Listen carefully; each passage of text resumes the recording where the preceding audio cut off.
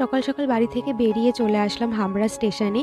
ওখান থেকে কিছু লেবু নিলাম আর পাশে একটা দোকান থেকে নিলাম কিছু পেয়ারা। তো এখানে খুব সুন্দর সুন্দর পেয়ারাগুলো ছিল, তো দেখে আর লোভ সামলাতে পারলাম না, নিয়েই নিলাম। এবার পেয়ারা নিতে নিতে আমাদের ট্রেন স্টেশনে ঢুকে গেছে। দৌড়ে দৌড়ে ট্রেনটা কোনো রকমে ধরলাম। আমি কোথায় যাচ্ছি? আমি যাচ্ছি বাপের বাড়ি। তো আমি সংহতি স্টেশনে নেমে গেছি, ওখান থেকে হেঁটে হেঁটে পৌঁছে গেলাম টোটো স্ট্যান্ডে। ওখান থেকে টোটো করে চলে আসলাম বাড়িতে। খুব মজা লাগছে, কারণ অনেক দিন পর আজকে বাড়িতে গেলাম। তো বাড়িতে যাওয়ার পরে আমার ছোট দুই বোনের সাথে দেখা হয়ে গেল, বড় বোন আর এই দেখো আমার ছোট বোন। আমাকে দেখে আনন্দে আত্মহারা, মানে ওকে আগে আদর করো। তো ওকে আদর টাদর করে চলে আসলাম রান্নাঘরে। রান্নাঘরে দেখি মা সকালবেলা করছে কড়াইশুঁটির কচুরি, আমার ভীষণ প্রিয়।